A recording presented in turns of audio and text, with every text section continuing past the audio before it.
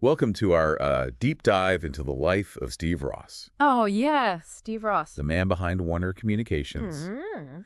and then the formation of Time Warner as we know it today. Yeah, Big topic, huge. lots to cover. Absolutely. So we'll be using Connie Bruck's biography, Oh, yeah. Master of the Game, to guide us. It's a great book. So yeah, it should be quite a ride through Hollywood and the business world, and some intriguing connection. An eyebrow-raising connection.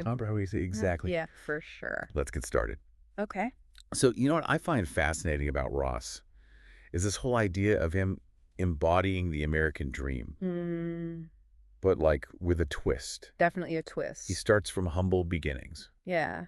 Rags to riches story. creates this massive media empire, Yeah. but the path he chose, it's not always so straightforward. That's what makes it so interesting, right? Exactly. You think you know the story, and then there's a turn. Always another turn. Always another turn, yeah. So he starts, really far from the glamour of like Hollywood. Like about as far as you can get. Right. Funeral homes. Funeral homes, parking lots. Yeah, those are his early days. Not exactly the most, Not glamorous. but even as a kid, Ross had this knack for business. Oh, he was a hustler from the beginning. Like Bruck mentions how he would buy cigarettes and then sell them to his own father for a profit. To his father. Yeah, his father. Smart. I mean, that right there just shows you his ambition early on. Absolutely. That comfort with pushing boundaries even back then. Yeah, he wasn't afraid to make a deal.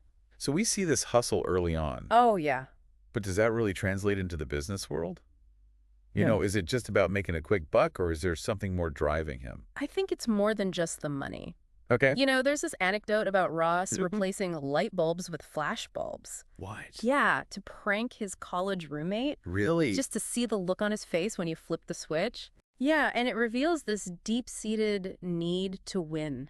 This need to be in control, even in seemingly insignificant situations. Even back then. Yeah, and this drive to come out on top, it becomes a recurring theme throughout his career. And so, that need to win really comes into play. Oh, yeah. As Ross enters the world of parking lots and cleaning services with Kinney Service. Kinney Service, that was his launching pad. Right, and this is where his partnership with Manny Kimmel, Manny Kimmel. a figure with some alleged ties to organized crime. Yeah, you can't talk about Ross without talking about Kimmel. Right, it really raises some eyebrows. It definitely adds a layer of complexity to the story. A layer of complexity. It's just, he's willing to operate in morally ambiguous areas to achieve success. Achieve success, right? And Bruck even mentions alleged cash payoff. Cash payoff. To Teamsters officials. Wow, so, these cash payoffs to Teamsters officials. Yeah. What did that actually achieve for Kinney? Well, it allowed them to, sidestep regulations, secure contracts, operate with less scrutiny from authorities. Yes, screwed me. Gave them an edge, Okay. but a potentially illegal one. Right. So, the willingness to bend the rules, Right. it becomes a hallmark of Ross's approach to business. And it follows him all the way to Hollywood. Oh, yeah, he brought that with him. It's such a bold move, going from parking lots to acquiring a talent agency.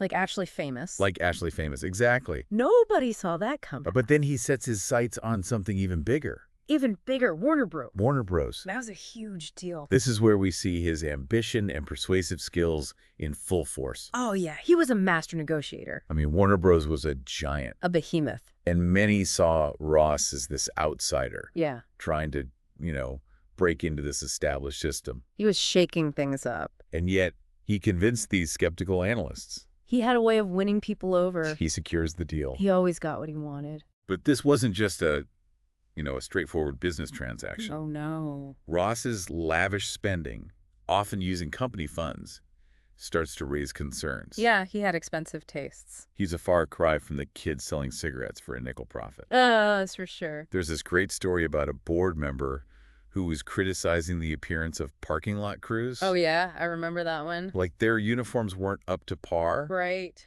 And instead of just addressing the concern directly, What did he do? Ross hires this comedian to give a completely nonsensical presentation to the board. You're kidding. No, I'm serious. What was the point of that? Essentially mocking the criticism. Wow. It really shows his need to control the narrative. Yeah, and his sense of humor. And his sense of humor. A bit twisted, though. A little bit. But effective. Right, and this tendency to use, like, unconventional tactics. He always kept people guessing. Always kept people guessing. That's for sure. It's like he enjoyed playing games with people. Yeah, he loved the game. Even in a corporate setting. That was his playground.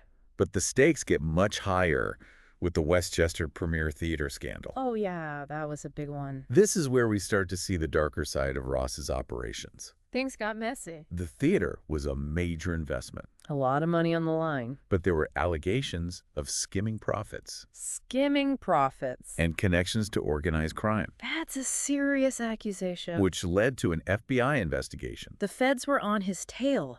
Even Ross's trusted financial advisor, Saul Weiss, ends up convicted. Wow. It was a huge scandal. It definitely tarnished his reputation. And it casts a shadow over Ross and Warner Communications. For sure. So how does he handle all this intense pressure? That's the question. Does he take responsibility or does he try to distance himself? Well, that's what's so interesting about Ross. Okay. He maintains his loyalty to those involved. Loyalty. Including Weiss and Jay Emmett, his closest friend and colleague. Even after everything. Yeah, even after everything. Bruck even describes Ross having this emotional breakdown after Emmett pleads guilty. Really? Yeah, it really highlights his complex personality. Yeah. Ruthless in business, yet fiercely loyal to his inner circle. So we see this pattern of pushing boundaries, you know, operating in the shadows and maintaining this fierce loyalty. It's a dangerous combination. And then Ross dives headfirst into the world of video games. Yeah. Atari, with the acquisition of Atari. Another bold move. At first, it seems like a stroke of genius. Oh, yeah. Atari was huge in the early 80s. It's riding this wave of the video game craze. Pac-Man, Donkey Kong. Generating huge profit. Money was pouring in. But then comes the infamous E.T. game. Oh, the E.T. game. The legendary flop. Legendary flop. That cost Atari millions. Billions. What does this disastrous decision reveal about Ross's leadership style? It shows a willingness to take risks. But maybe not always with the company's best interests in mind. It paints a picture of someone who's willing to gamble. He was a gambler at heart. Maybe not always with the best information. Yeah. And he also faced accusations of insider trading. Insider trading. After selling a large chunk of his WCI stock before the Atari crash became public. So it's this pattern of risky ventures. Yeah, he was always looking for the next big thing. And then Ross sets his sights on an even bigger prize. Bigger than Atari. Bigger than Atari. Wow. Time Inc. Time Inc. This isn't just about acquiring another company. This is about creating a media behemoth. A media behemoth. A merger that would reshape the entire entertainment landscape. Wow. Yeah, Time Warner was born. So we'll pick up the story there next time on our deep dive into the life of Steve Ross. I can't wait. It's going to be wild. It's going to be a roller coaster. The roller coaster ride. Just like Ross's life. Exactly. Buckle up. Buckle up. So this Time Warner merger, yeah. I mean, it was more than just a typical business deal. Right. It was like a culture clash. Yeah. A battle of egos. This high-stakes game of corporate chess. So you have Steve Ross, right? The ambitious, charismatic figure who, you know, we've seen isn't afraid to bend the rules. Yeah, play it close to the edge. And then on the other side, you have Time Inc. This, like, bastion of journalistic integrity. This symbol of traditional values. Yeah, old school media. It just seems like a recipe for conflict. Oh, absolutely. Right. And the personalities involved. Yeah. Just add fuel to the fire. So Time Inc., right, was run by this trio of executives. Yeah. Dick Monroe, Nicholas, White. Gerald Levin. Each with their own distinct style. Bruck describes Nicholas as this tough, no-nonsense operator. A real hard-nosed executive. While Levin was more of a visionary. The ideas guy. But with a mixed track record on deals. Some hits and some misses. So where does Monroe fit into all of this? Well, Monroe was the seasoned CEO. Okay. You know, trying to steer this massive merger. Right. Trying to ensure a smooth transition. And we know smooth transitions weren't exactly Ross's specialty. Yeah, he was more about shaking things up. Right. And Ross had just orchestrated this hostile takeover of another company. Yeah, that didn't go over well with everyone. Showing he wasn't afraid to play hardball. No, he wasn't. Yet somehow he managed to charm his way into a merger agreement with Time Inc. He had a way about him. Which, on the surface, seemed like a partnership of equals. But was it really? Right. So was it really? Because Ross negotiated a deal that guaranteed him the CEO position for 8 years. 8 years. Effectively sidelining Nicholas from the outset. Wow. Yeah, so much for a partnership of equals. So much for that partnership of equals. It seems like Ross was setting the stage for complete control. From the very beginning. Yeah, he always had a plan. And so as the merger unfolded, Mm-hmm. the cultural differences between the two companies became increasingly apparent. It was like oil and water. Time Inc. prided itself on this conservative corporate culture. Right. Traditional. While Warner Communications embraced the extravagance of Hollywood. The parties, the private jets. Bruck even mentions that some Time executives were shocked by Ross's spending habits. Yeah, they weren't used to that kind of lifestyle. And his close ties to celebrities? He was Hollywood royalty. Like, they came from different worlds. They did. And then there's this lingering concern about Ross's past associations with figures like Manny Kimmel. Yeah, that never really went away. Time Inc.'s board was understandably worried. They had a reputation to protect. About the potential impact on their reputation. It was a PR nightmare waiting to happen. This classic clash of old world values and new world ambition. And in the end, new world ambition won out. But despite all these concerns, the merger proceeded. Yeah, they signed on the dotted line. Right. And Time Warner, this media giant, was born. Right, this media giant that would go on to shape the entire entertainment industry. Yeah, but the battle for control wasn't over yet. So even though Ross had secured that CEO position, he still faced opposition from Nicholas. Oh, yeah. Nicholas wasn't going down without a fight. Who was now the president and COO of Time Warner. A powerful position. This was a power struggle waiting to explode. And it did. So they had very different visions for the future of the company. They did. Right. Nicholas favored a more cautious approach. Steady growth.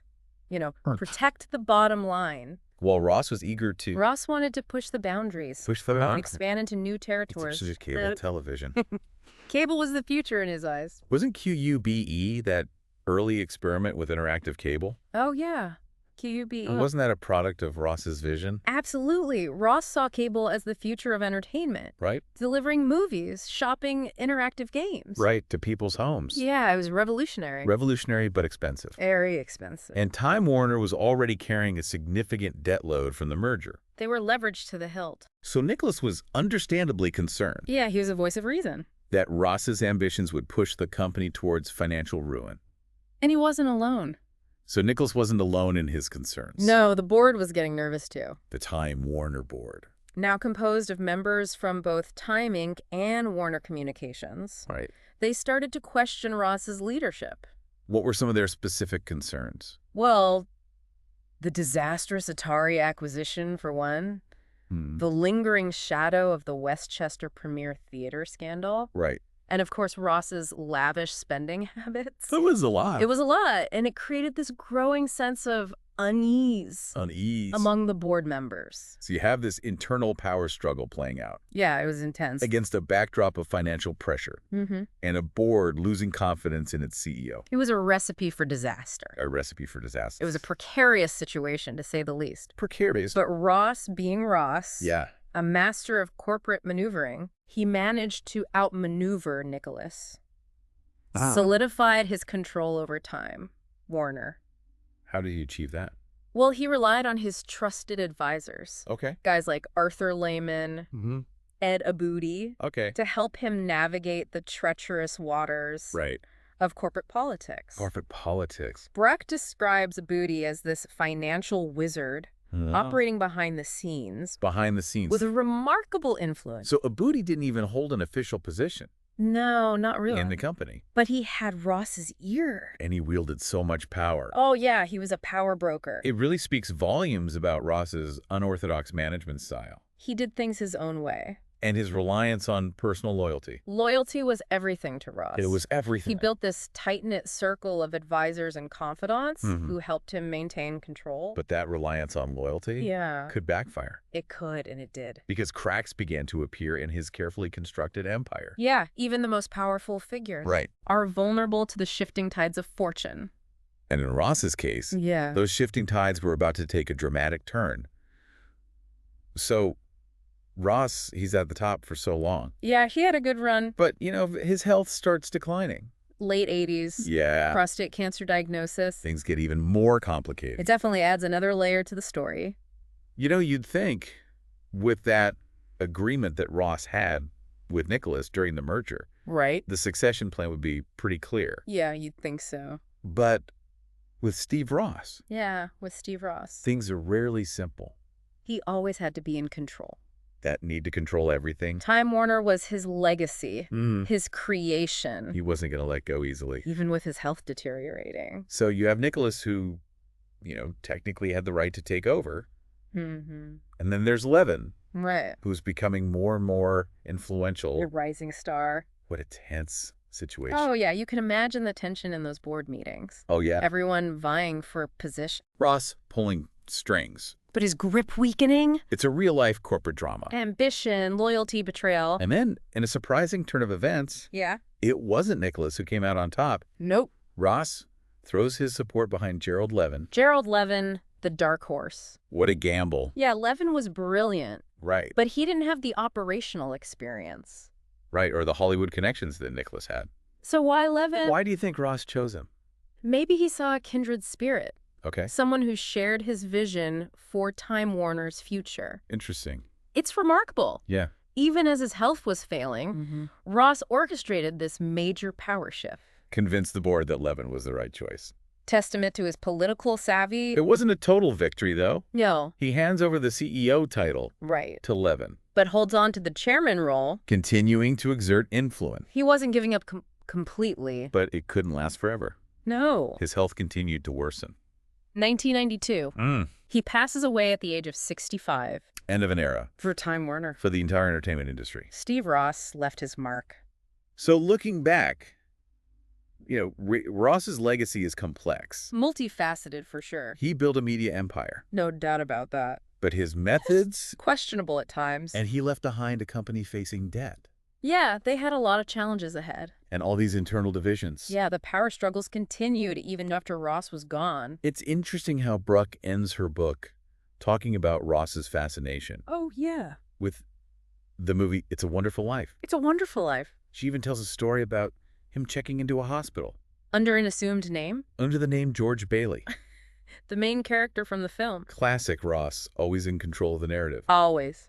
Do you think he saw himself as a George Bailey figure? A man who sacrificed for the greater good.